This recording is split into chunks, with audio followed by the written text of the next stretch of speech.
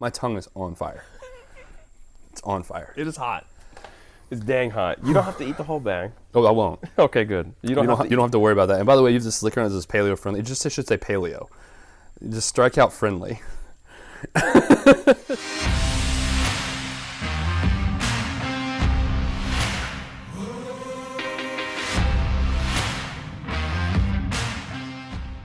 Hello, ladies and gentlemen, and welcome to the Live Your Mission Show, brought to you by Mission Meets, where our guests share their most actionable advice so that you can live a more mission-centered life. I am your host, Peter Alwood, and today we have my good friend Zach Ware on the show.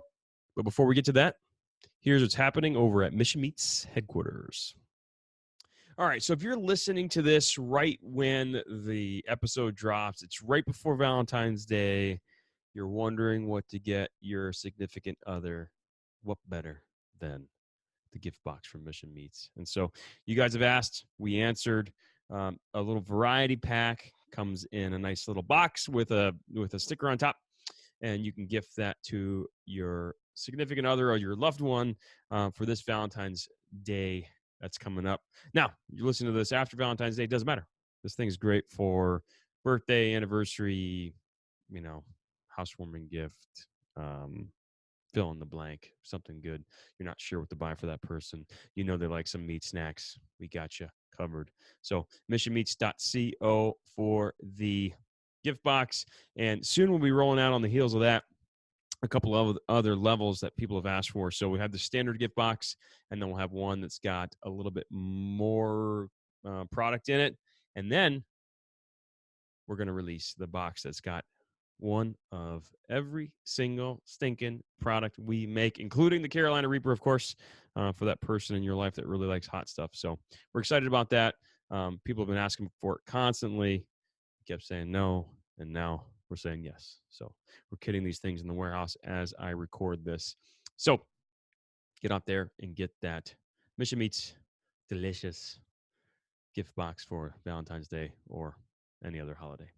Now back to the show. All right, now on to our guest, Zach Ware. Like I said, a good friend of mine. He was on a previous show called Slow Hustle twice. His first guest, and then I think it was episode 100 is what he thinks. We'll give him the credit for that. Now, here's someone who has had such an interesting series of positions at different companies he owned and ran that were venture funded or venture backed, whatever you want to call it, or he's working in interesting positions within companies. Anything from running the Zappos conversion over to City Hall, the old City Hall, all the way to running a transportation company called Shift. And now he's on to his latest project, which I'll let him share on the show. But here's someone who goes through life with his eyes wide open, and he notices when things are working and he notices when they're not, and he tries to measure the difference and figure out like what's happening. Why am I unhappy? Why am I not feeling fulfilled in this position? Why is it giving me some anxiety? All these different things. And he takes us through that journey, shares the stories. And this is an episode where you're going to want to listen to not only what he did and his suggestions, but also kind of his thought process and how he analyzed those situations, learned from them, and like he said, got a little bit less bad at them. And so no matter your walk in life, whether you're on your first company or your 20th, or you're an employee, you're looking to step out, or you're looking really just to make your current situation better, he's going to share some of his advice, both on the business side, but also very much on the personal side. This is a friend of mine who is measuring everything when it comes to himself personally, his sleep, his eating habits, all these different things that are affecting, all these different inputs that are affecting his outputs, and whether that's his brain function, et cetera, right? I'll let him talk about it on the show. But listen to those things, because if there are things that are not working well in your life, and I'm sure there are, we all have certain aspects of our life, certain situations and categories of our life where we just don't feel like we're operating at our best. Listen to some of his methodology, listen to some of the books that he recommends, and I'm sure that you're going to be able to glean some wisdom from that you'll be able to immediately take and apply to your life. Now, this episode, I flew out to Austin to meet with him. He has his ranch there. We get to go out to his ranch and sit on the back patio there and record outside. And so there'll be some wind noise there. I apologize about that. But some fun video of us just kind of sitting out there on that patio and recording in person, which I think just takes it to another level. So anyways, without any further ado, I bring to you my long-ranging conversation with my good friend, Zach Ware.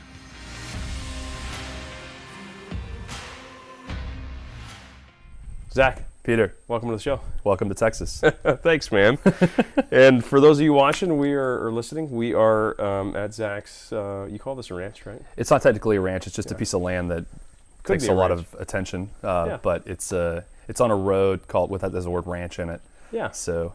And it could be a it's ranch. I It's mean, a you ranch. could Yeah. put some, See some animals. yeah. Yeah. Okay. Getting there. Thanks for having me here. Yeah. Thanks for coming. It's beautiful and serene and quiet. And 80 degrees in the winter. Yeah. Yeah. It's Yeah. great. It's totally winter. It's totally winter. We saw some nativity scenes and like snowmen, blow up snowmen on the way here. So Yeah. it's still winter. It's still Still Christmas apparently. Yeah. Yeah. According to my neighbors. All right, dude, this is awesome. And obviously we're sitting on your back patio for Yeah. those watching. And it's great, man. It's good to do it in person. So. Yeah. Likewise. And you were on Slow Hustle twice. I was. You were like the infamous, like first. I think I was 1 and 100, to be honest. And I don't think Really? you planned the 100. No, I I think it did just not. kind of happened that way. Yeah. I don't know why I was 1. Like number 1. Maybe I was. Just, You were the first stupid person to say yes. Like, was this guy one to doesn't say know what yes. he's doing. Yeah, I'll be on the show. Nobody's listening. Someone wants to talk to me. Yeah, well, dude, great having you. You're one of the few people that I quote often and frequently to people. I need to As buy you far some as more like, books. what's that? We need to buy you some more books then. Probably. Yeah. Yeah. I need to read more. Better quotes. Yeah, better quotes. but no, man, because you're like obsessed with. I don't know if you want to call it human optimization, but more so like you're obsessed with systems and making them better. Sure. But then also making yourself better in the process, and you're in the data and you're measuring because you care Yeah. and you want to be better. Yeah. Right?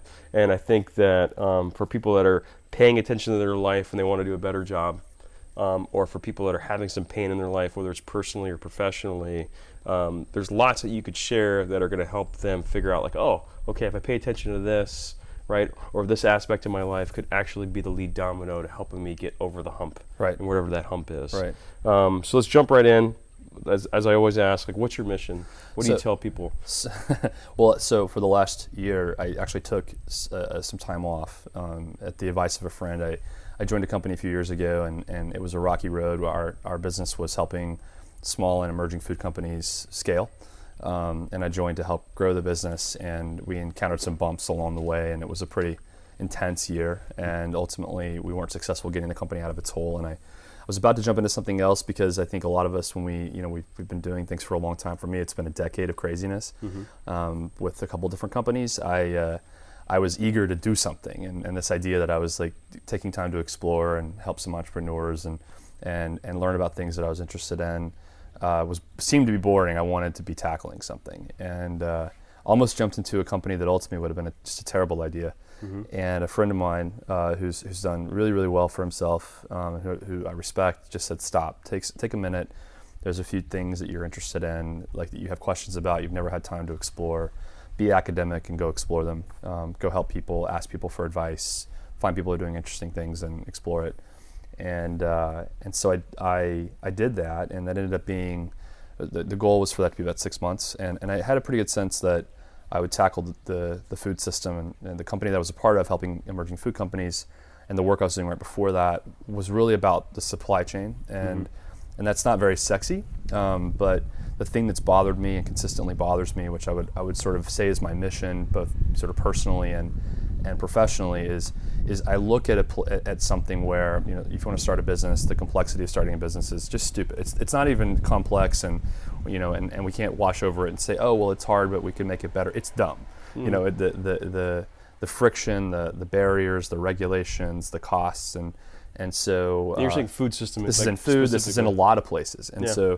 so my interest has been for about 10 years in various sort of like domains, and trying to take something that's complex and hard to do, whether it be transport or starting a small business or starting and particularly scaling a D2C company, moving into some things in real estate and then into the food system.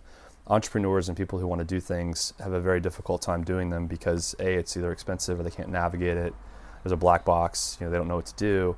Or when they get to a place where things are starting to work, it gets very, very difficult financially. The systems aren't there to support them. And so when you say I'm kind of a systems person, I think that way, but I would hopefully, not in every case do I think of everything as like optimally a system, but I look at I try to think about how things interact with each other and what the dependencies are and how to sort of eliminate some of the things that are like the lead dominoes to allowing people to do good work. Yeah. So my last work was focused on helping people start and scale food businesses, but what I was really interested in was the complexities of the supply chain and the complexities of getting their product to market. The production is kind of figured out. It's a little bit of a black box, but once you figure it out, you're fine. The resources exist, but sourcing the product that goes into your goods or actually particularly getting your product to market in this increasingly complex retail world was really hard. It is really hard. I mean, you know this extremely well with Mission Meats. Yeah. I'm preaching to the choir, and so the work we did there was about that, and so I wanted to take some time to go explore that more deeply, try to figure out what was happening at the sort of agricultural and producer side of the food system. I got very sort of interested in a couple different facets of it. One is the consolidation of sort of, let's say, big food that's pushing a lot of small and medium-sized farms out of business. The complexity of getting that product when it's ready to come to market to the places that have demand. I don't like to use sort of like I'll wear a tin hat and say the people that have power, sort of control the market, but it is difficult if you're moving super high quality goods that need to be moved right now. If you're a farmer or producer, whether you're small, medium, or huge, it's very difficult to get that product to market in a free-flowing way. And so consequently, the middlemen sort of capture most of the profit. The farmers aren't doing super well.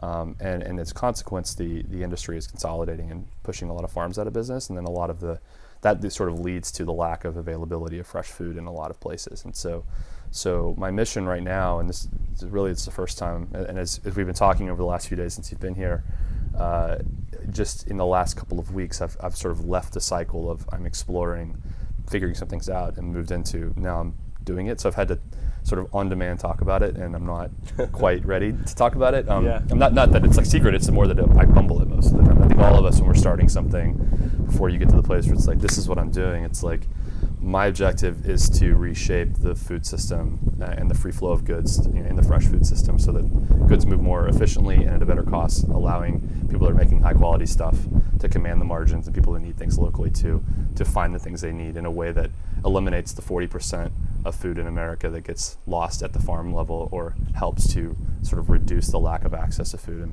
in local economies like in food deserts and so forth. And I think if we get the market operating efficiently and sort of take the power out of the hands of sort of the people that have trucks and put it in the hands of a well-built system, then really good things can happen.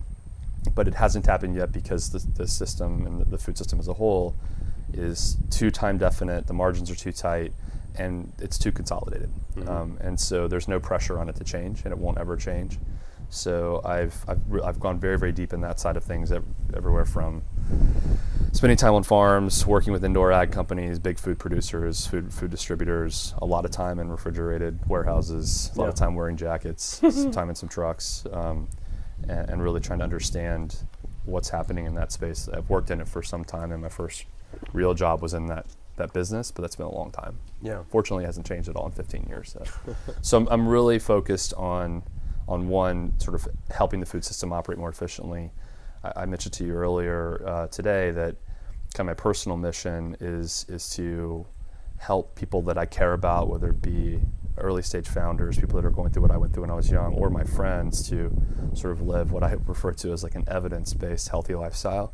And then the most important to me for the last, say, year has been understanding how to live based upon internal orientation, which sounds really weird, but it's something that I think if we're constantly caught on a treadmill of check boxes and good grades and promotions and so forth, you can very easily become somebody who sort of does what people tell you is good, and not have any good sense of what you care about. Yeah. And you think you do, but then when you're given an opportunity to take the time and space to do what you want to do, and you have the good fortune to have the time to figure it out, and you're like, I don't know, actually, you know, and so I think taking care of learning about that, helping develop that skill, really focusing on my own health, helping my friends, and then ultimately helping other people is sort of where I am right now. Yeah, yeah. On the answer. personal side of things, for like, and I want to speak to that in a little bit.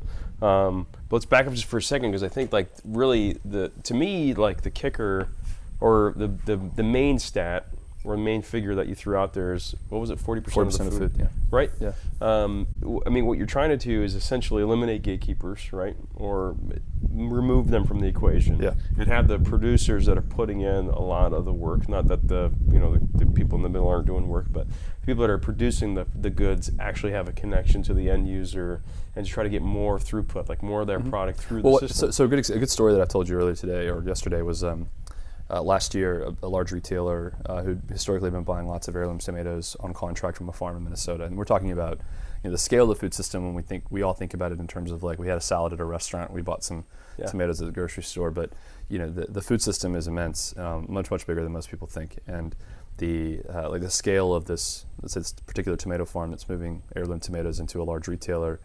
I mean, we're talking about 2 to 3 truckloads a week of tomatoes. It's a lot of tomatoes. It's a lot of tomatoes, and the contract they had with them was for their entire crop. And this retailer decided that they were only going to sell heirloom tomatoes that were red. They called the farm and said, "That's what we want." The farm's like, first of all, we don't know how to separate them, because anyone who knows heirloom tomatoes knows that's the whole shtick of heirloom tomatoes, is that they're just kind of weird and you're all a little bit different.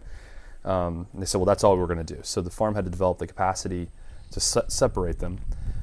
Their partners that are moving the product into the market had to adapt to understanding how to classify reds versus not reds. And then they had to find a customer for the ones that weren't red in the period, like in no time, because they found out about it like as the crop was coming ready to go. Yeah, and the non-reds are not like a basket. This is like maybe we're talking one about, and a half truckloads. Well, we're talking about, I think for the farm, it was something at the end of the year, one full crop was in the like the $10 to $12 million worth of tomatoes at wholesale level, right? Yeah. And so the farm was unable to get those to market because the market isn't sufficiently interlinked to allow people who just need tomatoes, need heirloom tomatoes, to know when tomatoes are available. And that's an inefficiency that those of us who just shop on Amazon are sort of over. We feel like that's something that we passed 10 years ago, but unfortunately, for a variety of reasons that I've come to understand, the food system hasn't evolved to support that. A lot of the reasons why are due to the fact that it's so time definite, right? So. Time definite, to define that. I mean, you're just saying like when a crop is ready to go, it dies within a week. And when I am making food, I need it today. Yeah. And so if I'm if I'm creating T-shirts, I can create 10,000 T-shirts, and I would like to sell them quickly. But if I don't sell them quickly, 2 years from now, I'll still have all the T-shirts. When you're dealing with fresh food, it's not that simple, particularly non-meats. It's difficult, if not impossible, to elongate anything but potatoes. You really can't keep things alive that long. I try to keep my avocados in my fridge as long as possible, but after a while, it just doesn't work anymore. And so I really was, several years ago, I was trying to merge those two thoughts together into really focusing in on access to fresh food, sort of at the urban level, like really trying to understand the food desert problem. And the more I went into that, the more I went back to my first job running a distributor, which I'm one of the few tech nerds that's actually run a fleet of trucks and move food in a warehouse. And I sort of came to the conclusion that the problem was more upstream and bigger, and that was validated by the work that I did the last couple of years at the company I was leading then, where we just recognized that the distribution world and the broker and sort of fresh food movement world has not evolved in a very, very, very long time. And so I'm tackling that problem in a way that's sort of backwards and complex, and people think it's crazy, but it's the only way the only way I've been able to conclude that we might be able to make a dent in the problem. Yeah. So, Yeah. And then just generically, we don't have to get into it, but the way that you want to do it is actually injecting yourself into the system. Yeah, I think sometimes what's interesting about about how we try to disrupt markets, I think as entrepreneurs is, and this is, I think a lot of Silicon Valley thinking will go in this direction, that we should just recreate the whole thing, right? Or there's a better way and it hasn't been done yet because no one's thought of it. And I think that's very true for some industries. And sometimes you just have to brute force it into existence. I think an example of that, for better or for worse, was Uber and Lyft, right? You just simply couldn't. There were a series of reasons why you couldn't just interact with the taxi industry to create a better product. You really did have to make a massive change. And whether or not they all did it the best way they could, I don't know, but I know that something big had to happen there. And then you see this a lot in industries where technology can kind of supplant the legacy stuff. I think there's a lot of instances which people overlook, where the people that are operating in the industry, you look at it and you think, oh, they're doing it backwards. They're not evolving. They're not innovating. But they're doing the work, right? And in some cases, you actually can go inside of the industry and become a participant in this sort of flawed market and change it from the inside. And there are times when that's just as good to do as anything else, and there are times when it's actually better. Examples that I'm sort of off the cuff saying here, so I'm sure we can find 100 reasons after we talk that I'm wrong about any one of these. But think about healthcare, that. It's such a massive system that to try to recreate the healthcare system, you can do it. It's very expensive and it's very high risk because you'll either get it fully right or fully wrong. Surely you're going to move a little bit more slowly if you do it from the inside, but you're operating with so much scale from the beginning that if you're right and you can actually influence change, your impact is so much greater, right? Yeah. And so I think we don't give the existing systems and partners and sort of players in the market the credit they deserve for doing decent work. And so we always want to come in and try to completely revolutionize it. And it's not always the case that that's the best way to do it. Sometimes you can bring a bunch of the partners together, a bunch of the participants together. You can combine them. You can make them more powerful. You can bring new ways of doing things to the existing players. And so I'm very interested in that question because particularly in the food system or in other massive industries, creating things from zero is not always the best way to do it, and in some cases, your bigger problem is not only are you trying to figure the system out, you're trying to figure out the supplier side of the system out, and you're trying to build trust with customers. You're trying to do all of that at the same time, and it's a behemoth. And so the chances you would get any one of those three things right, even if you were just doing one of those three things, is itself minuscule if you're starting from zero. So you're starting a little bit ahead if you start from the inside. Yeah.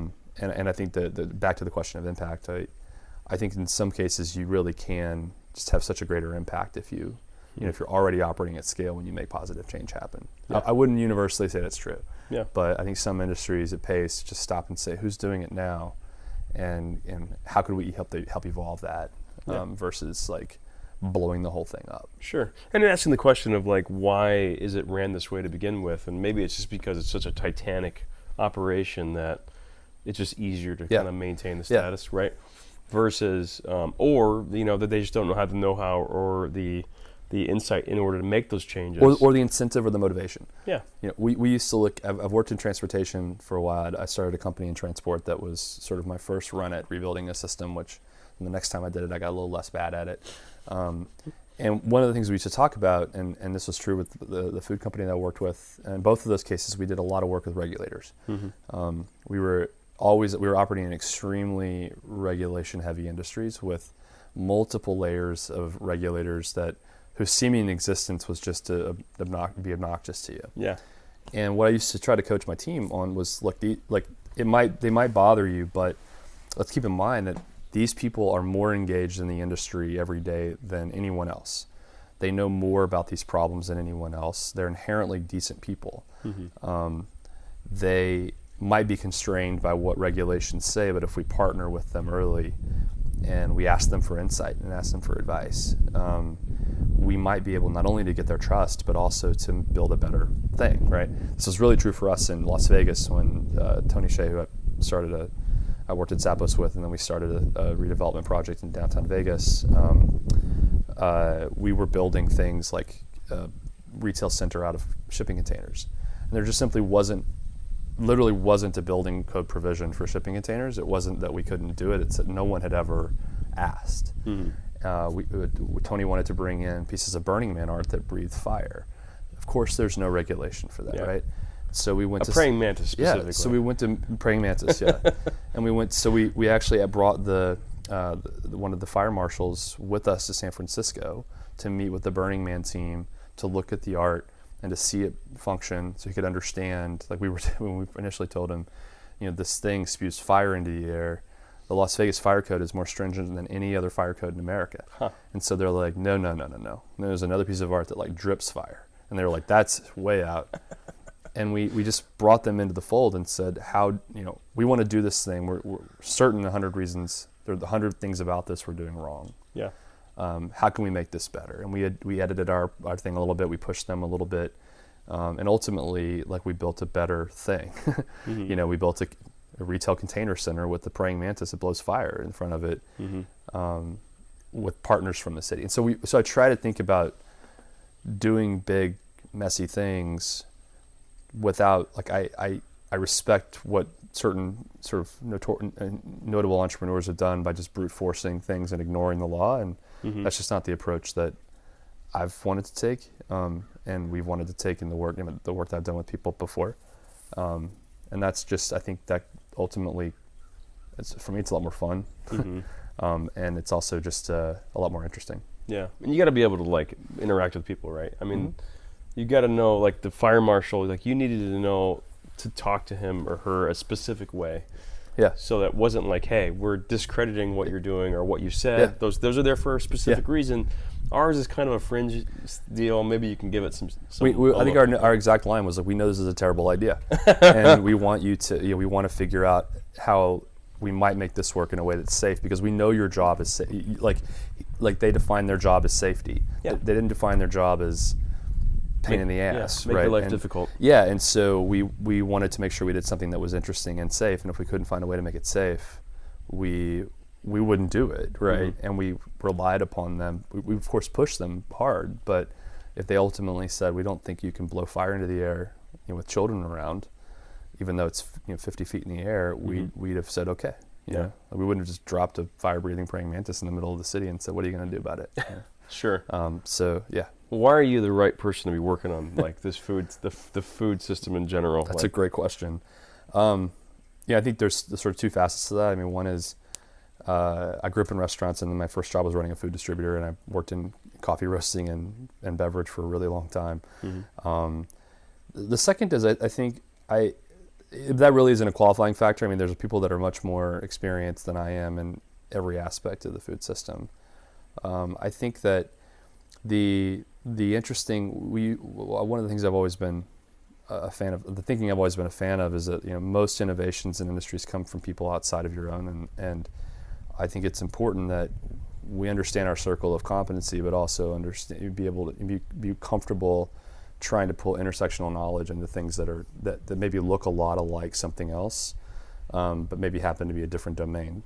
And to me, there's a lot of elements of the food system, from HACCP certification to FDA regulations and so forth, that are unique to food. But at the end of the day, the sort of the free movement of goods is sort of universal, and logistics is sort of universal, and marketplaces is sort of universal. And if you're a curious person, and you don't assume that just because you know how to do something over here that you can certainly come and do it over here, but rather knowledge and skills from over here certainly apply, but there are people who also know what they're doing that you can bring into the fold. I want to say I feel like I've gotten better at that over time, and I feel I'm at a point now where my humility and my confidence are balanced well enough that I feel that I'm the right person with the right amount of outsider knowledge, and I have just enough. I know just enough to know how much I don't know in order to bring in the right people who do know, and I feel like I'm pretty good at balancing that.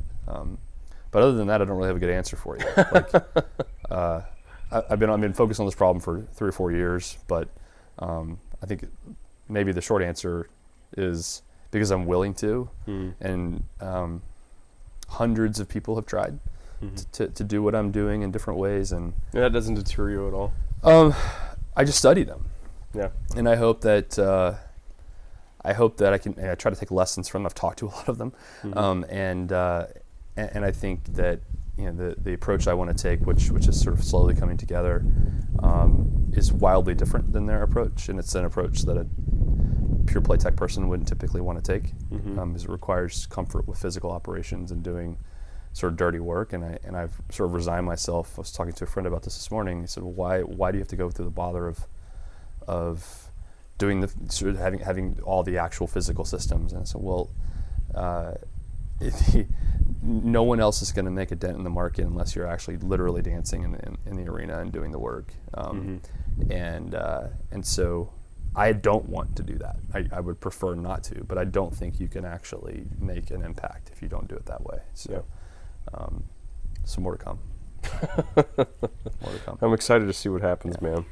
So, I mean, for the listener that has no connection to food whatsoever, but is fascinated kind of with your journey so far, what are some of the hurdles that you can share that you've kind of gone through, some of the mistakes that you've made that you think have informed the way that you're doing things now? How much time do you have?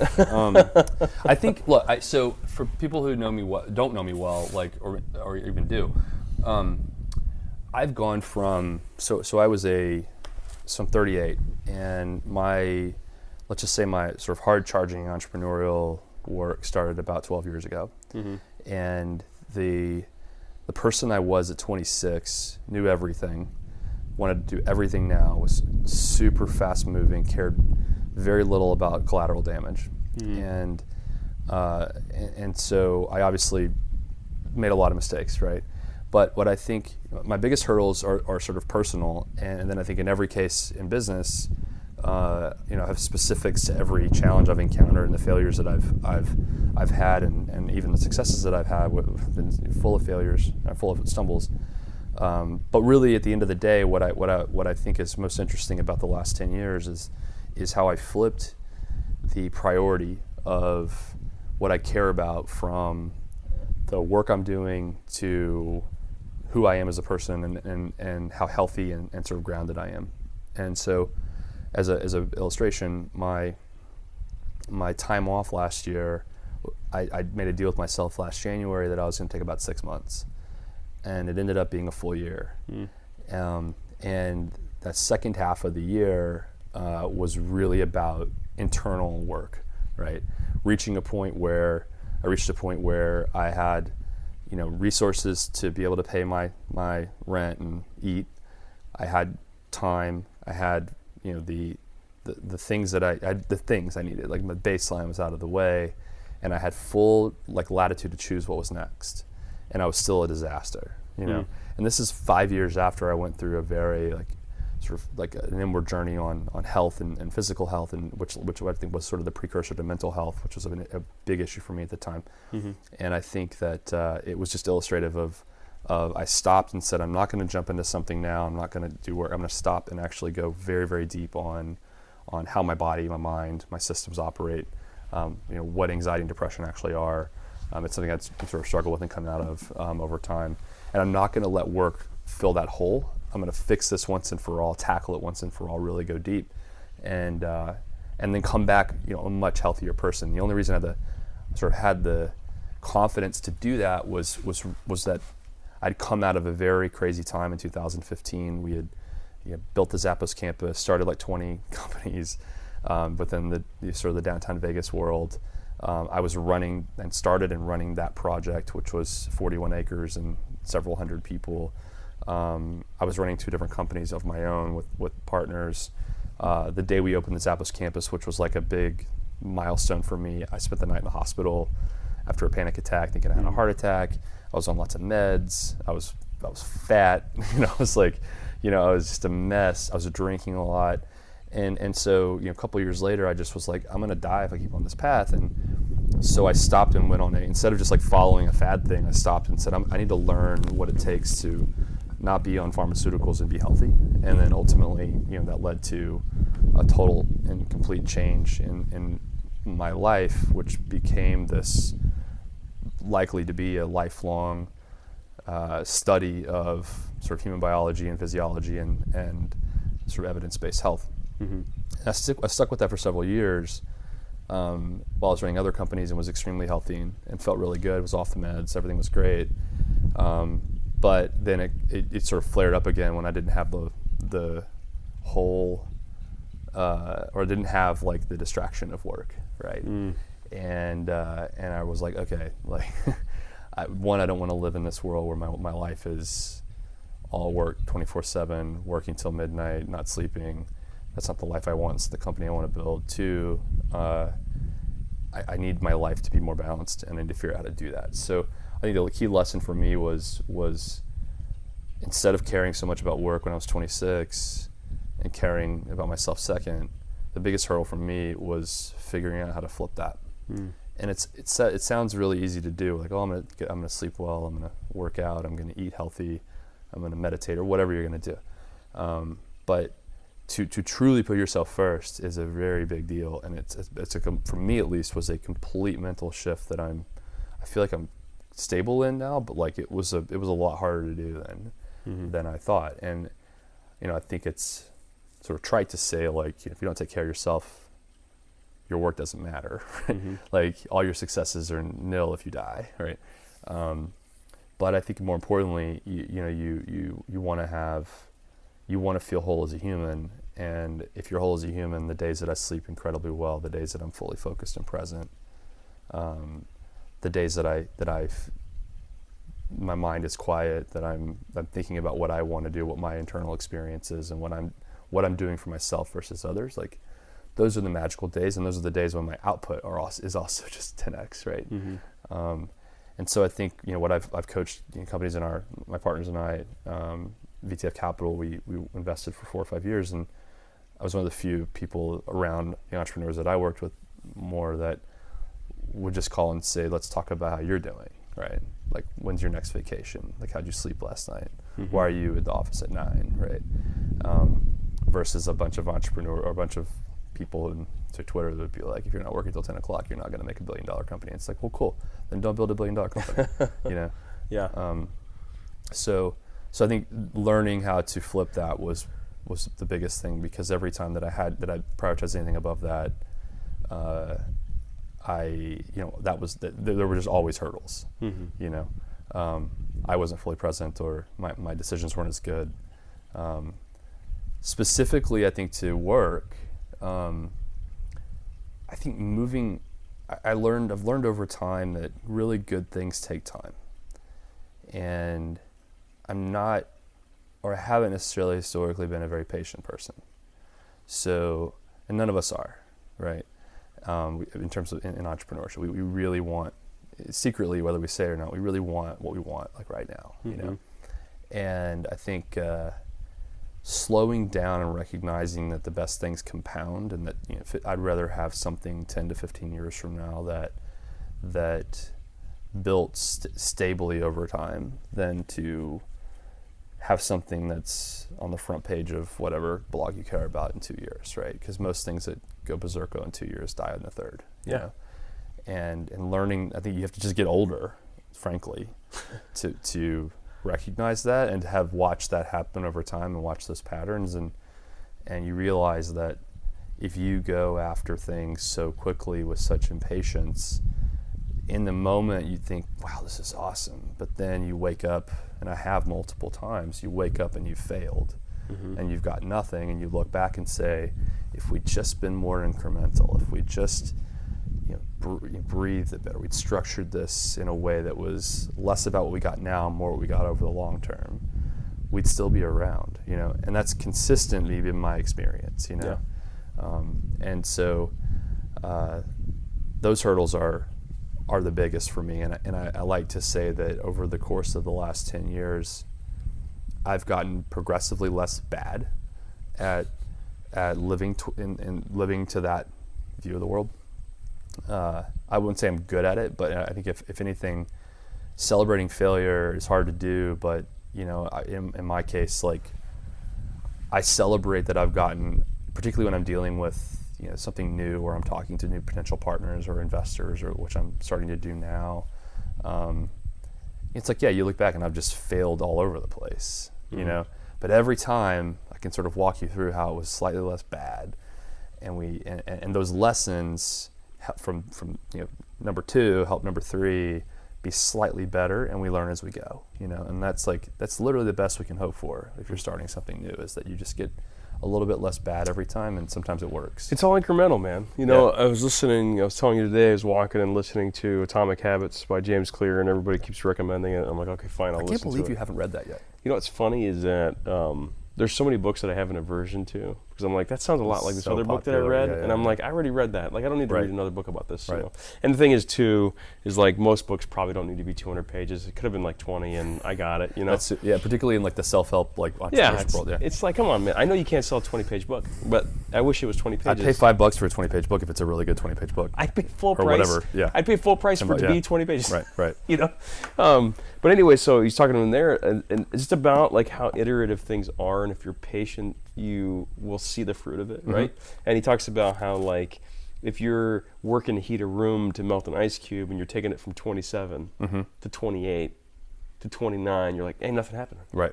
Nothing's happening. Yeah. I'm working hard, nothing's happening. It's like when I cook a brisket.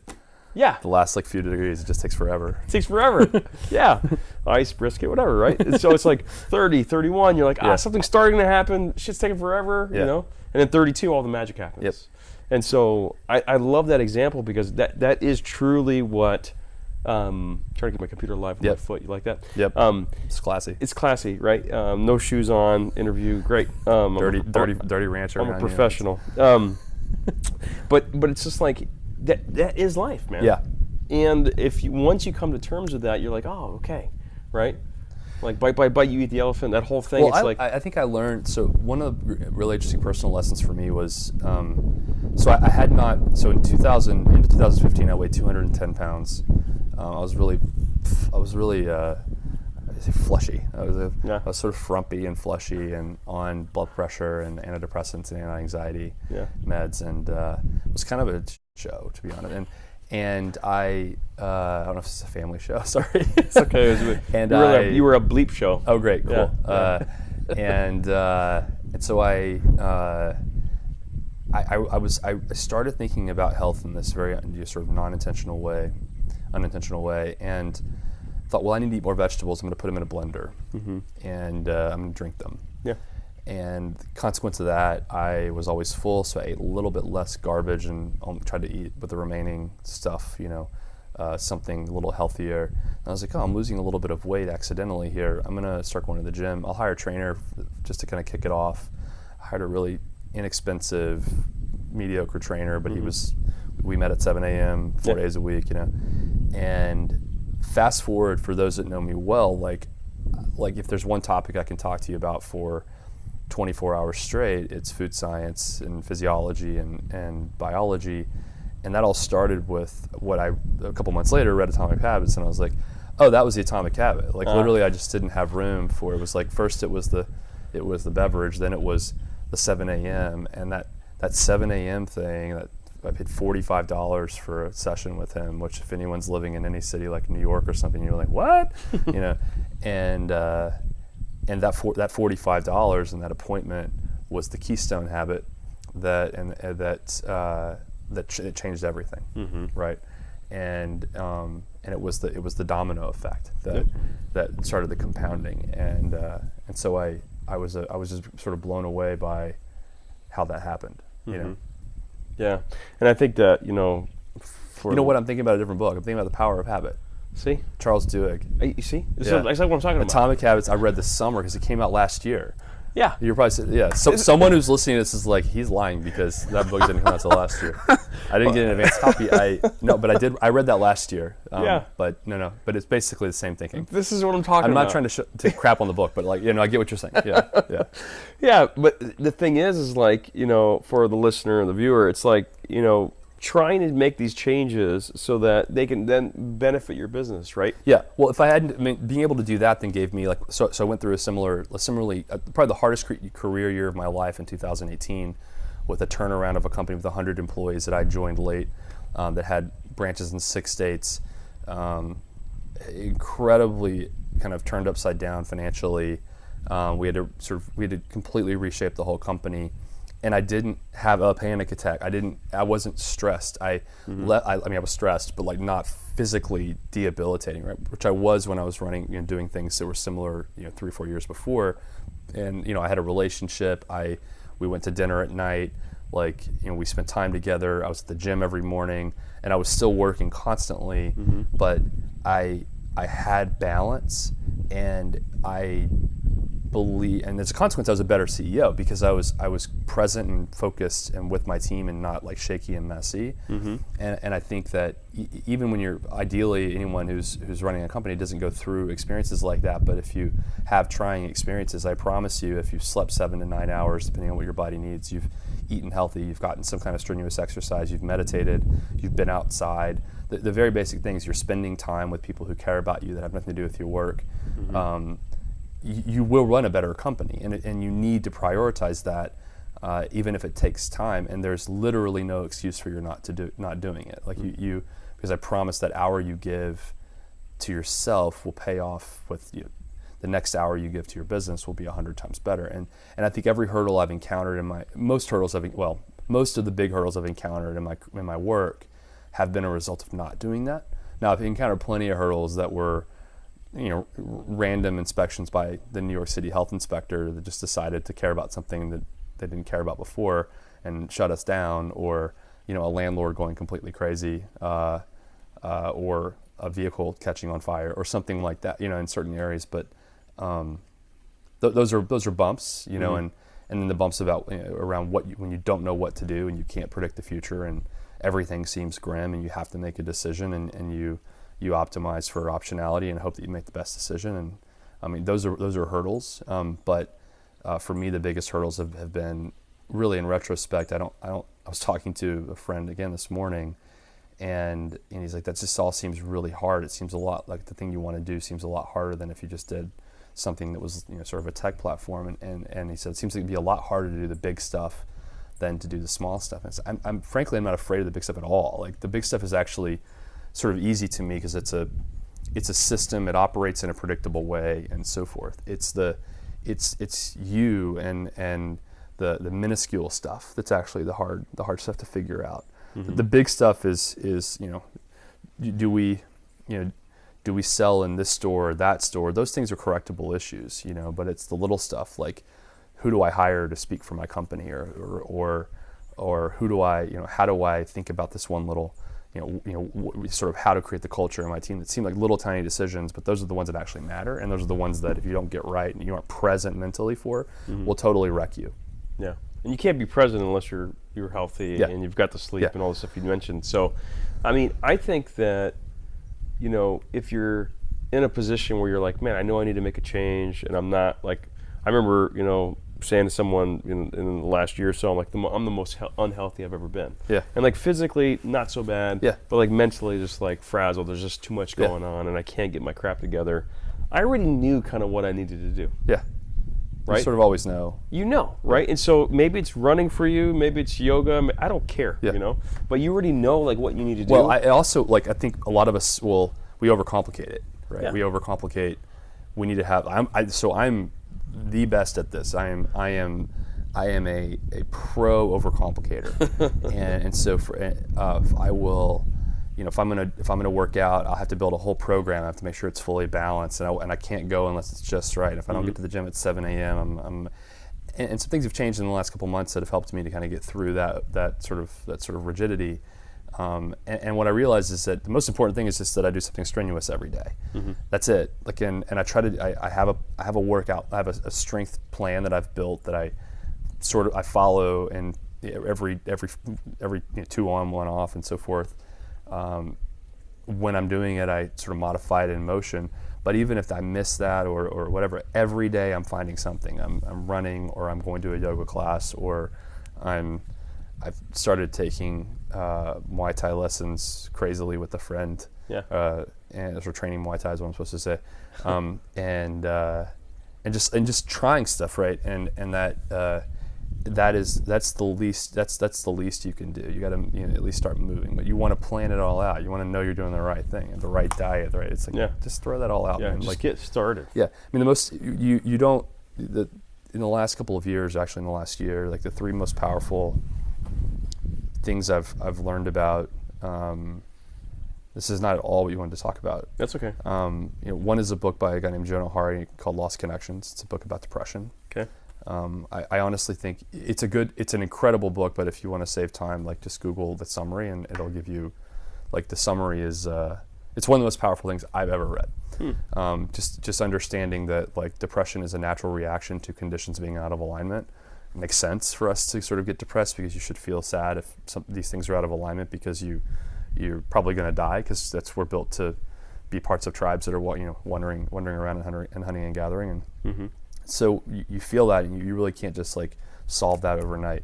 You have to solve it the hard way. The second was a book called Why Zebras Don't Get Ulcers, which is I recommended to you too, and it's about our body's stress response systems and sort of chronic psychological and social stress in America and the physiology of it, which if you understand how maybe back to a systems person, like if you understand how the systems all interact, you recognize that like how sleep and food and stress and a lack of exercise and so forth sort of not only cause challenges in your body in the short term, but then compound and cause chronic issues and changes in your brain. And then there's another book called The Body Keeps Score, which is unique in terms of PTSD and trauma and sort of chronic stress. Those three books and the physiology and learnings from those books changed how I see everything. And that's just been in the last like 9 months. Wow. The first book I ever read about food was John Durant's book, Paleo Manifesto, which I can't tell you anything about other than it taught me to be knowledgeable about food, and that started my journey. Yeah. I think when you're talking about getting healthy, you're talking about the problems in the world today. I think most of our sort of stress and food problems are related to a lack of access to goods and a lack of access to knowledge. And ultimately, if you want to go eat Little Debbie cakes all day, you should, but you should also be knowledgeable about what they are. That's right. And that's it, right? And so if we can help entrepreneurs understand the impact of their decisions, and I as a person who thinks about cause and effect, like I wasn't convinced that I needed to prioritize these things until I understood the neuroscience. And once I understood the neuroscience of meditation, of certain types of psychological treatment, of diet and stress response reactions and so forth, it solidified to me that if I want to be a full and present human for my company, myself, life, my friends, my partner, I have to respect these things, because my brain and how I'm thinking is just a reaction to what the rest of my body's doing, right? And I knew that to be true. I think we all know that to be true. We read about it in blogs and we see it, and this, that, whatever. But for me, at least, understanding the science was like, okay, I can't get around this anymore. It's not just like, oh, I read Ben Greenfield and I read some stuff from Peter Attia, and then I read like something Tim Ferriss said, and then I heard, like whatever, right? Yeah. I had to understand the science, and once I did, I was like, oh, it's actually, like it's legit. I get how it all works now, right? Yeah. And so if I don't do that right, I can't do anything else right. Yeah, and I think that we all need different levels of evidence, right? Like, I mean, some people. Yeah, that's how I work, right? Yeah. Like, I can't just do something halfway and not understand the science behind it. That's me. Yeah, and some people need that, and you've got great resources for that. And I think some people just know intuitively, like, things are off, and I don't know why, and I don't know why I do certain things that make me feel bad, and some make me feel good, but just trying to do more of the good and less of the bad. Great. And I think also some other people might be like, I don't really care about the health effects, right? Yeah. But you care about your business, right? Or you care about your relationship with your family. You care about, there's something you care about that this directly affects. Well, when you think about, like, in the case of the work that I do, like in the work that I've done and I'm tackling it again, like I'm dealing with a lot of inside players, right? And it's intense. Like a lot of what I do requires, and have done, it requires like sort of negotiation and it's a confrontation in a healthy way. Like markets that are operating backwards don't want to evolve by definition. And so you have to work with people and kind of push them, and ideally I'd prefer not to get into fights with them, And so if you're coming at your work in sort of I use the word twitchy a lot to sort of define how I'm just sort of like running from one thing to the other, like frazzled. Yeah, and it's an internal thing too. When I'll like get bored and like decide to like take a trip like last minute, that's twitchy. Like it's not you're not thinking about things sort of coherently or presently.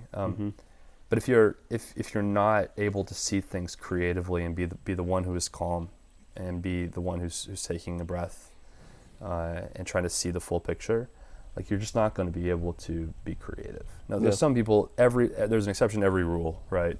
Some people can just do it. Yeah. And that's great. Good on them.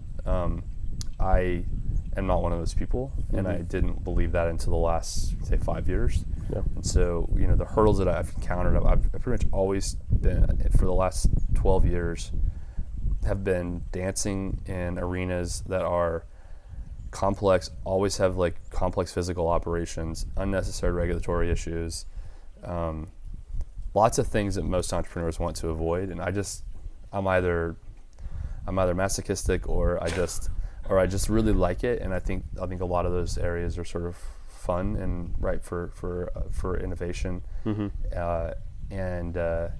being present and being able to think about them fully is what has allowed me to do the work that I've done, even though I've failed plenty of times. And being present and being aware of and contemplative and introspective has allowed me to learn from those failures and not have them take me down.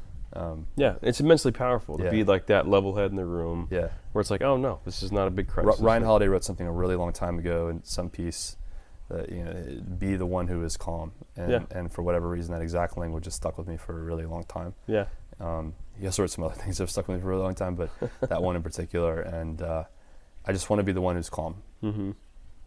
I love that, man. And so someone who has not made it a priority, has not made health a priority. What's the one like the lead domino that comes to mind? Sleep. Period. Okay. I think sleep is number one. Exercise is number two. In small ways, a 15-minute run, something. I find it's really helpful when I have no motivation to make plans with friends, and not to like jump onto something that's really hardcore like Soul Cycle, or like some thing that like people are screaming at you or whatever, but just something like, let's just go. There's this really cool thing in Austin where I live most of the time called the ATX Sprint Squad.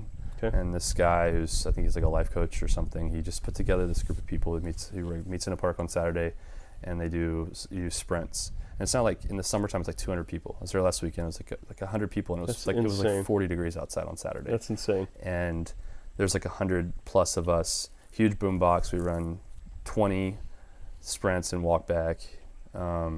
It's just a blast, right? It was half an hour. I took a friend with me, and and she's been kind of overworked and stressed recently. And I took a friend, and she's like, "That felt so good," Yeah, and it feels so good because one, you've got accountability there, right? Yeah. Two, you've got like this camaraderie of people that are all probably don't want to be there. Most of them, but they're doing it, right? And so you're fulfilling a lot of different voids in your life, right? Yeah. I mean, it's not just the exercise. Like you're surrounded by people. Everything in my life has been about lifestyle and not plan, right? So it's like, my food is about a lifestyle, not a diet. My sleep is the most important thing in the world to me. Like, no matter what you do, go to bed or wake up at the same time every day. Try to get 7 to 9 hours of sleep. If you just do that, exercise then helps that a little bit. Diet helps that a little bit. You'll start to pick up other habits like not eating late and so forth. But it's about little change that you can hold on to. And I think ultimately, like whatever order you take, the thing that's actually going to give you the biggest bang for your buck is good sleep. But for some people, it's hard to do because they're naturally high strung, or I slept terribly for a very, very long time. And now if I sort of have my diet together, I have my exercise together, I sleep 10x better. But no matter what, I prioritize it. Like I don't go out late. I don't drink anymore, but that's a thing that I don't go out late. I always wake up at the same time. One of my friends I used to work with, he used to call the flights that he takes, and now I adopted his term, we take princess flights. So for flying somewhere, we don't take a 6 a.m. flight, we take like the 11 a.m. flight because we aren't going to interrupt our sleep. So I call them princess flights.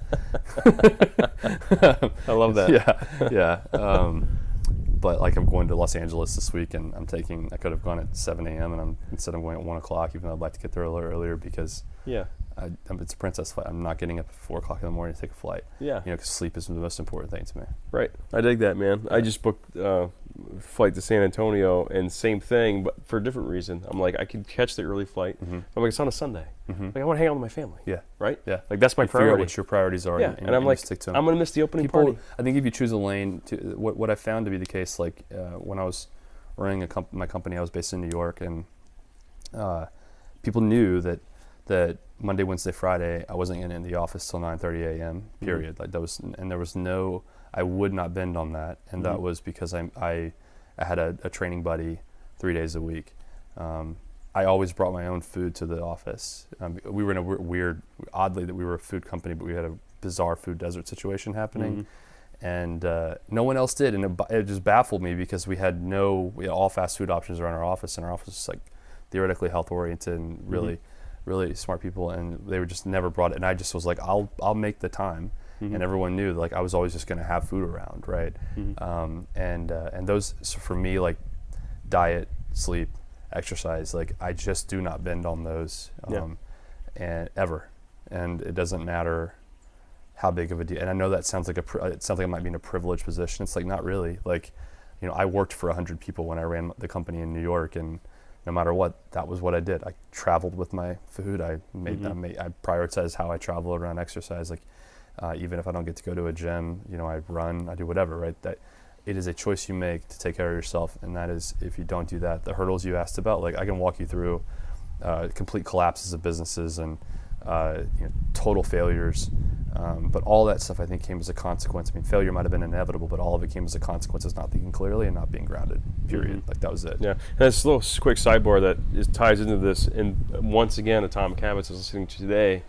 Like what you're saying, and right now what I'm hearing is from this book, it's like, it is who you are. Yeah. Right? Yeah. It's not like, and like his example was like somebody offers you a cigarette and you're trying to quit, you're still a smoker. You say, "Oh, I'm trying to quit." Yeah. Versus saying, "No, I don't smoke anymore." Yeah. I don't smoke. I don't eat bread. Right. You don't eat bread. And right. we had lunch today, and it wasn't even like there was never even a thought like I'm not going to eat that bread. Yeah. Like I'm not judging you because you ate because some bread. I ate a lot of bread. But I ate white bread. What's the name of that bread?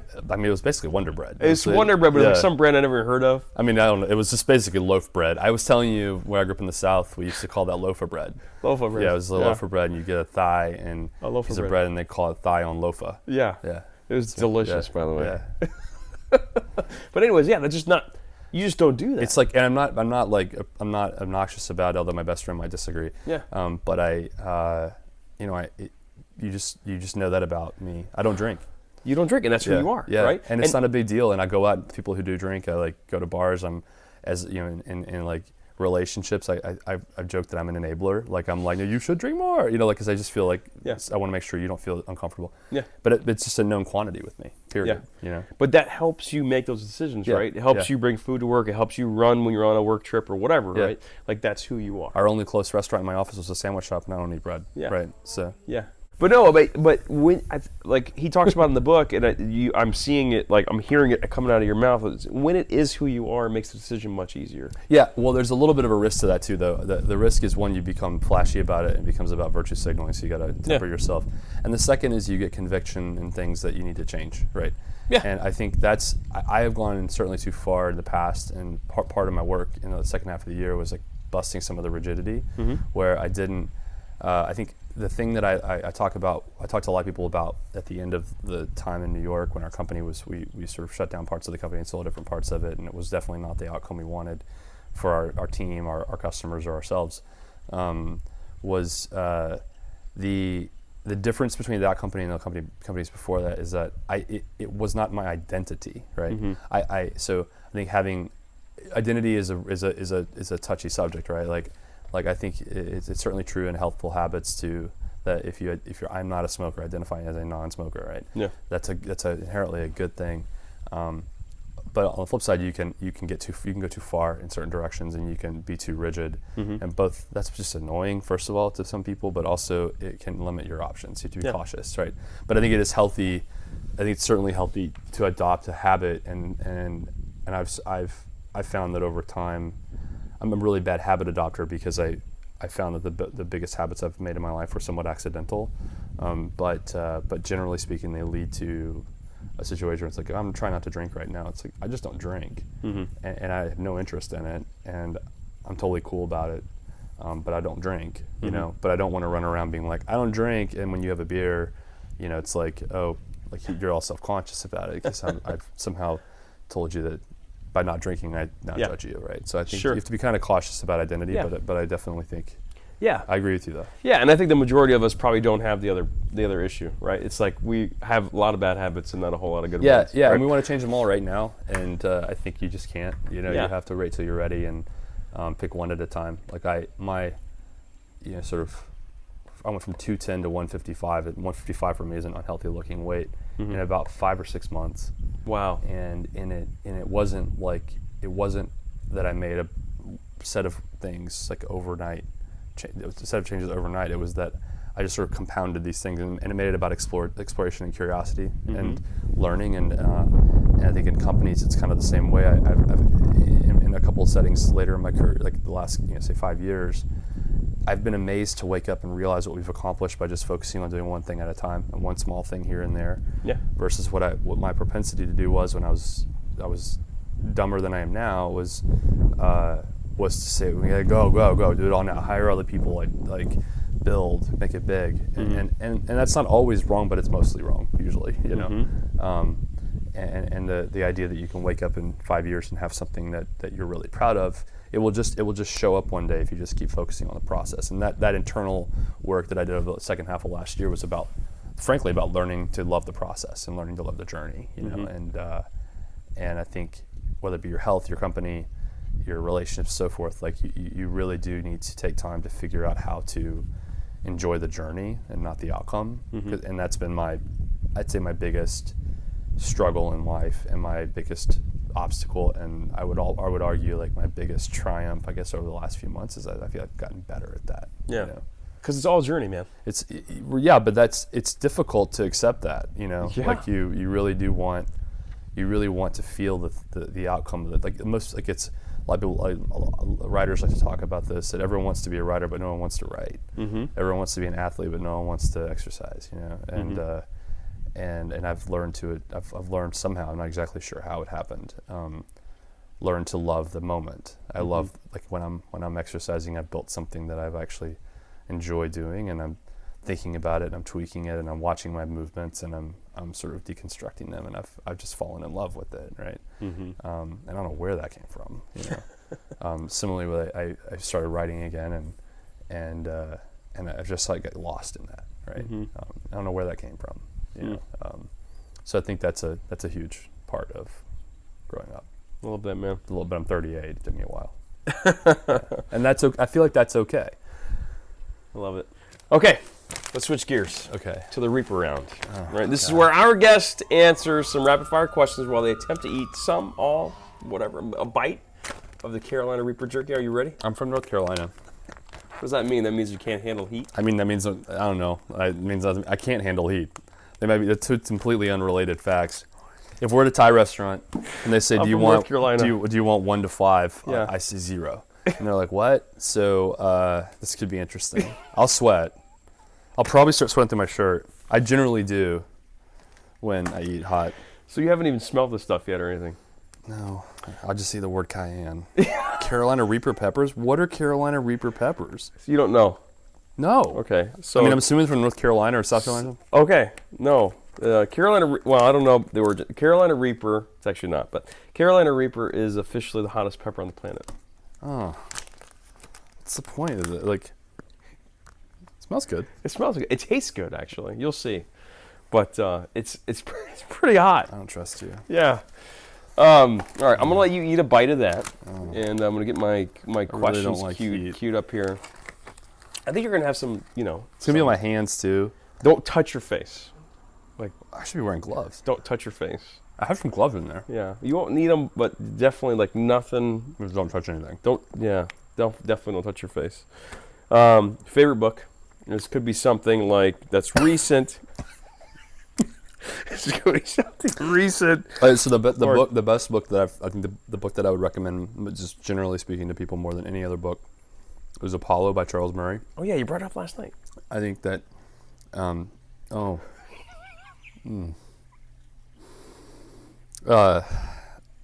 just kind of keeps going. Should I keep my mouth closed?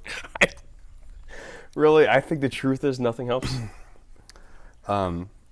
The Apollo program is I think one of the best examples of a startup ever. In 10 years we went from, Sorry. it's gonna get worse. I'm just trying to blow right through it. In 10 years we went from let's go to the moon to we're on the moon. Yeah. And the story of how that came together, if anyone's ever worked in a startup or a company where you're like, the whole world thinks this thing is all put together, but man, it's like we're held on by duct tape. Mm-hmm. You'll learn that one, the Apollo program was held together by duct tape, and two, it was this rapid fire, rapid motion, like rapid iteration, incredible collaboration of people who had autonomy in a way that, like, when you build a company, you want to put the key decisions as low as possible, something kind of drawing from the military. And NASA and the space program did that so insanely well. I think if I had read that at the age of 16, I was telling you over dinner last night, I don't know, it probably would have had an impact on my life in a material way. My tongue is on fire. It's on fire. It is hot. It's dang hot. You don't have to eat the whole bag. Oh, I won't. Okay, good. You don't have to worry about that. And by the way, use this liquor as paleo friendly. It should say paleo. Just strike out friendly. It's not friendly. It's not friendly at all. Paleo evil. It is good though. Like Yeah. I actually get where it's got, like, I've only had like that much, but it's like I get the flavor's good. It's good. It's not like it's just hot to be hot, right? No, it's hot to be hot. It's hot to be tasty. But it also has good flavor to it. It's not just like eating the pepper. Yeah. Yeah, I would say Apollo. I would say if you're in business and you want to be motivated, the book, The Box, which is about the founding of the container, or the creation of the container, and the incredible sort of the fact that the person who created and brought the sort of the shipping container to the world that completely revolutionized the movement of goods on the planet didn't actually create the container. He created the system. And created the system that allowed the container to be both used at ports and move on ships in a standardized way. It's utterly fascinating. So Apollo and The Box. Those two are great business books, yeah. Okay. Yeah. Okay. Business and just sort of like motivation books. Yeah, I dig that. Yeah. I dig it. There's other philosophical books, but those are two. Yeah. Apollo's amazing. Okay. It's also good as an audiobook. And I hadn't even heard either one of these, so I'm kind of I think it's out of print, but you can get the audiobook. And you can buy a used one on Amazon. Okay. Any quotes you live your life by? Be the one who is calm. Okay. The Ryan Holiday quote. And that's from him? Or is it? I think it's from him. Okay. The thing I've said pretty consistently, I might have even said it to you the last time we talked on your podcast, was pursue interesting over sensible. It's done me well over time, and not always consciously. When I look back on, oh wow, I just volunteered to take a second bite of that. Like I just you didn't even tell me. And I can't touch it. It's gonna be everywhere. What am I supposed to do? I should have worn. You gotta run. I have latex gloves for like PVC stuff. Yeah. Here, and I should have just worn those. It would have been helpful, maybe. I do think the water makes it worse. I'm curious to see what happens. Like, this would be a good experiment. You can log this data along with everything else. Better, worse, or the same? Well, we dropped some. Oh, darn. I'm not gonna leave that for an animal. Yeah, I think in my life, that has been the thing that obviously, caveat emptor, don't just do things that are completely insane. But when I've pursued things that seemed interesting and seemed like I could learn something, but weren't fully formed. In retrospect, those have been the times that the most good has happened, as a consequence of just being curious and kind of seeing what could happen and trusting the people I'm with. When I've over planned for the sensible, what does my resume look like? What is my career going to look like? Whatever. You just tend to close a lot of doors that are kind of senseless to close. Ultimately, most of the time, interesting leads to theoretical sensible. All the good that I have in my life is a consequence of those decisions. Yeah, and so a concrete example. It got hotter. It was a bad idea. It got hotter, right? Yeah, it took a minute. My whole face is sweaty. You are sweaty. It's gonna get worse. It's good. So let's like a more kind of maybe not necessarily concrete, but specific example. Of that? I think that. I can tell you a great one. Yeah. So I worked at Zappos as the head of product, and Tony Hsieh asked me to. He's a CEO, asked me to leave tech and do the downtown stuff. Yeah. Which would have been, at the time, completely we didn't know what that was. Yeah. And I said no, because I had gone from a company that was really small, running e-commerce, to running a product for a multi-billion-dollar company, and I liked what that did to my resume. Mm-hmm. And I said no to him, and he asked me again about a week later, and I said no, and the third time we had a bunch of wine, and I said yes, and then the next morning I emailed him and said no, but he'd already told the CTO who I worked for that I was leaving tech, and that was that. Mm-hmm. And the single best decision I've made in my adult life, to start, to partner with him to ultimately build a campus when I had no real estate development experience, which is a pretty big positive outcome, and then start several companies with him and be an investor with him, start companies of my own, which then dovetailed into opportunities with people that I hadn't yet met, to do things on my own. And actually in the process learned that I could be an entrepreneur, which I had not given myself the space to do before. So I'm afraid I'm drooling. You're not. I don't think you are. It could happen. That's the best. And that's the story I tell that I think is the most compelling. Yeah. That, I think for a lot of people, Tony Hsieh takes you out to dinner, who at the time was a friend of mine, and he says, join me and do this thing together. Yeah. And I was like, Yeah. no. Yeah. Because LinkedIn. Yeah. Looks good on LinkedIn. Sure. And what's my job title going to be? And it's nerve-wracking, right? Like you don't even know what you're going to be doing. It's something like out of your skill set. And again, that's like starting a company with somebody. You're like, we're going to do this thing. We're tackling this problem. I have no idea what it's going to be like. Will you join this? Will you join me on this journey? And I think the good things that happen in the world happen when you join people then and not wait for it to be fully boxed in, right? Mm-hmm. A lot of times those things turn out bad, but you learn a ton. Not bad, but like they don't lead to successes, right? Sure. But you learn a ton. You do things you otherwise wouldn't have done. And so, it's like I'd say, like, don't pursue interesting over sensible by jumping off of a bridge without, with no awareness of what you're doing. Mm-hmm. But take risks, even if they don't make sense yet. Yeah. Yeah. Because that's how like big change happens. That's how you make major progress. It's not as iterative as like saying, oh, I'm going to take a job If you want to create something, it's not going to be fully baked when you start. Yeah. That's inherently the case. And the more you wait, this is kind of, I even think about this when we like build option plans for companies. Like there's the way I've always thought about it is like there's a risk factor, right? And there's like if you're the 1 through 10 in a company, your risk is a lot higher than number 35, right? Mm-hmm. And so when you have a chance to do something that, whether it's business, whether it's personal or whatever, that just seems kind of interesting, even if it's doesn't insert fatal catastrophic risk, like consider pursuing it. Don't worry about it. Don't worry about all the questions being answered. Yeah. Yeah. I dig that. I dig it. Best under $100 purchase. Oh, the best I ever made, hands down, was a NutriBullet in 2015. Easy answer. Why? I don't actually have it anymore.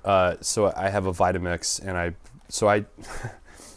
when I set up my blended vegetables, do I have to eat more of this, or okay. If you're feeling like I'm gonna have another bite because I actually kind of like it. It's good. Yeah, it's kind of like falling off a little bit. So Ryan Murdoch on the show, so Brandon Turner was on the show, and then Ryan Murdoch is kind of his right hand, amazing guy. He ends up eating some like right at the end of the episode, and we kept recording. And he's like, it's one of those things where you eat another bite because you feel like it's going to help, but it doesn't, right? And I feel like it's got like that kind of like weird. It's so delicious, except for the occasional heat. Yeah. But it really is delicious. It's delicious. Yeah. Like if you took the pepper out, like I would like mainline this. Yeah. I'm really curious what this does to my stomach because I don't eat a lot of spicy food. So. And call me back in an hour. My eyes are watering. I don't have the NutriBullet anymore, but when I said that I for my health, which led to mental health, it led to physical health, led to dropping completely off meds, and this journey that has become a lifelong mission. The first step I took was going to Costco and buying a NutriBullet that cost like $70. Mm-hmm. And I sort of haphazardly threw a bunch of lettuce or a bunch of like kale and junk in it. Hadn't yet learned that oil helps to make it emulsify it. So it was just this clump of water veggie. Yeah, nasty. It was really gross. I still remember it. But as I mentioned, like it filled me so much that it made me then say, well, I don't have a lot of space, so I should eat some healthy food.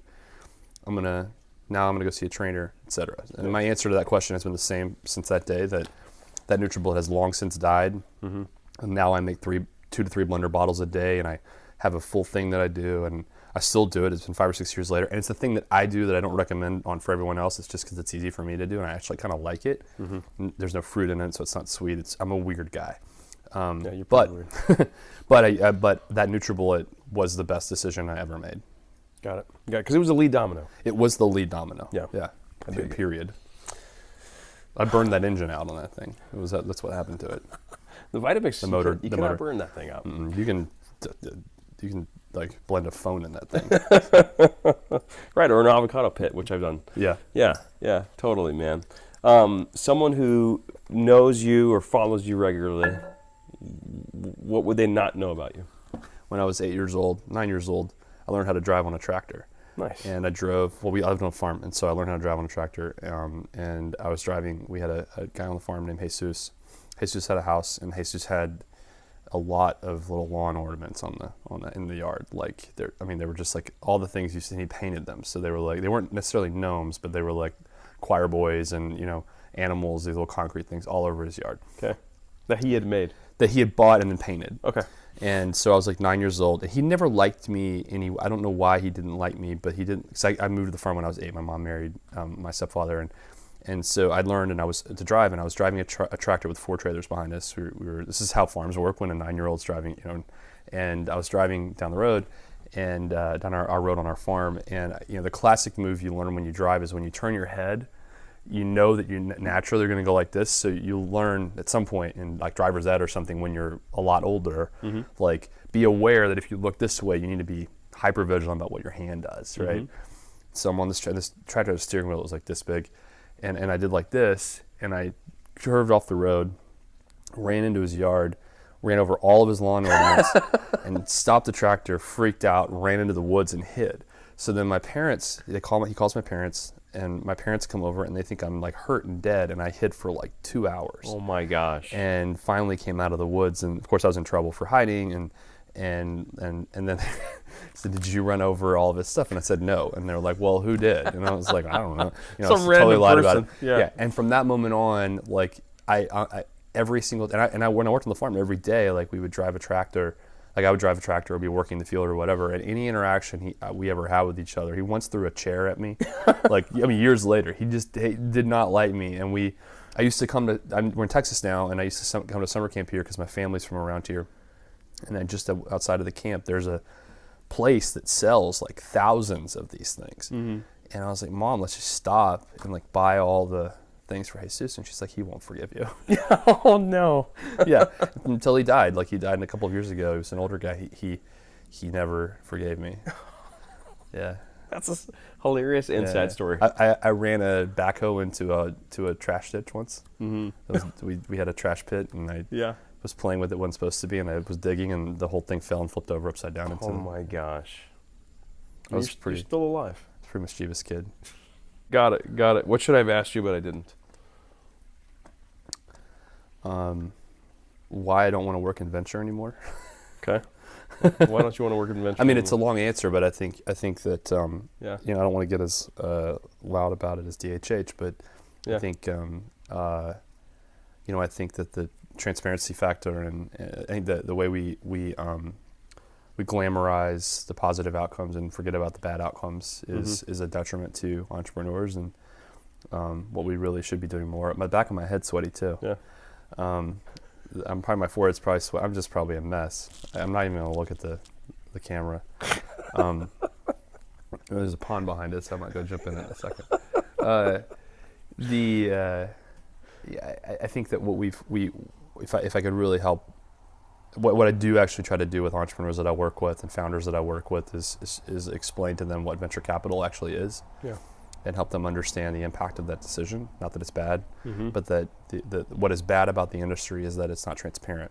The industry is not bad by any stretch. Mm-hmm. It's not transparent. Yeah. And the motivations of venture capital are to seek incredible outcomes at all costs. I was a venture investor for 6 years. That's our objective, and it felt dirty to me not to be upfront about that, and then also it also felt terrible being a former operator and an operator and an investor when you have a company that's doing very well but not well enough, completely fall off the radar of venture capital and die. People lose their jobs, great ideas sort of fall on their face, and that to me is I love venture and I love startups for their potential and for the scale, but I don't like the industry when applied to things that shouldn't be venture scale, but when people don't, and also when people don't know what they're getting into. Yeah. I think that is the fundamental problem with a lot of things in life, is that we say yes to what looks like we've seen the outcomes and we want that, so we say yes to something, we don't realize what it actually is. Yeah. It's kind of this idea of, again, we talked about some other things last night. It's like informed consent. It's like, Yeah. know what you're actually saying yes If you're to. going to eat a little Debbie cake, know that it's a little Debbie cake. If you're Yeah. saying yes to venture capital, know what you're getting yourself into, and your investor should be telling you that, and you should know that when you partner with somebody who's with you from venture, their advice to you is going to be based upon that. It's going to be based upon seeking those outcomes, and that's okay. That's okay. As long as that's what you want to, though. And that that's what they're doing, right? And so I think that's you see a lot of really great companies die that aren't great enough, and I think we see a lot of that. You see that happen every day, and I think it's frequently a consequence of incentives being out of alignment, and that those incentives are out of alignment so early in the company's cycle that they can't recover from it. Got it. Final question. Always ask. Favorite Mission Meats flavor? Not this one. You sent me, I want to say it was your first meat stick. Yeah. Yeah, the Tasty Original. Yeah, and that, I can't keep those around. Yeah. Because I'll eat, like they're so easy and delicious. And it's like I was telling you the other night, I slept badly because I had a few almonds and then it turned into like an almond session, right? Like you sent me like a 12-pack or something one time, and I think that lasted like 3 hours. I just like the smokiness and the cleanliness of the flavor was just delicious. Awesome. Yeah. Awesome. Yeah. I'm happy to hear So that. They're I so can't- delicious you can't slow down. I can't slow down, and I can't have stuff like that like in my kitchen. Yeah. It's like fine to go somewhere else and eat them, but I can't have it around because I'll just devour them. I gave some to a friend that was going on a road trip, and he was driving from L.A. to Iowa, and I swear I gave him like 24 sticks. He's like, yeah, they didn't make him make it to Vegas. And I go, oh my God, they ate 24 sticks in like 4 hours. Like, I mean, you're not going to poop for a week, man. You know? It's crazy. So, all right. Well, Zach, dude, it's been a pleasure. Likewise. Thanks for I'm having going me. to go take a shower. You're going to need Thanks it. for coming out to the country, man. We're glad to have you in rural Texas. Yeah, it's awesome, man. I love it. It's a beautiful place. Thank you. All right, bro. Thanks, man. Thanks for tuning in. And I just want to challenge you to really sit and question the path that you're on. Think about whether you're living in your purpose, leaning into your purpose, on the path to your purpose or not, and why not. If you are, great. How can you continue to be down that path and maybe even accelerate your progress? And if you're not, why not? And what would it take to get there? What are the steps that you would need to take in order to get on that path to purpose, leaning into that, living through it, shedding some of the responsibilities that you can shed if you're an employee or solopreneur or entrepreneur, founder, CEO, whatever. Just really think about that. Take some time over the next week or so and start to journal and write down some of the things that you need to be doing in order to be on that path. Okay. And if you do and you make some of those changes, reach out to me. Hit me up, peter@missionmeats.co. Tell me about it, or DM us on Instagram. Tell us your story. Let us know how you're living out your mission. We'd love to feature you on the show. And whether that's just a mention or shout out, or we hop on a Zoom call and record you a little bit and share your story. I'd love to do any of those things. If you have some Q&A that you want to send in regards to where you're stuck and ways for you to proceed, email me. I can even maybe even loop in Joe, or at least ask him and get some Q&A started there. So thanks again for listening. We're honored to share this time with you, and we don't take it lightly. And if there's anything that you'd like for us to be doing differently, to add, subtract from the show, reach out to us. And if you're not subscribing and you want to subscribe, I wouldn't mind it. A review, let's do that perhaps. Until next time, thanks for listening. Now get out there and live your mission. Later.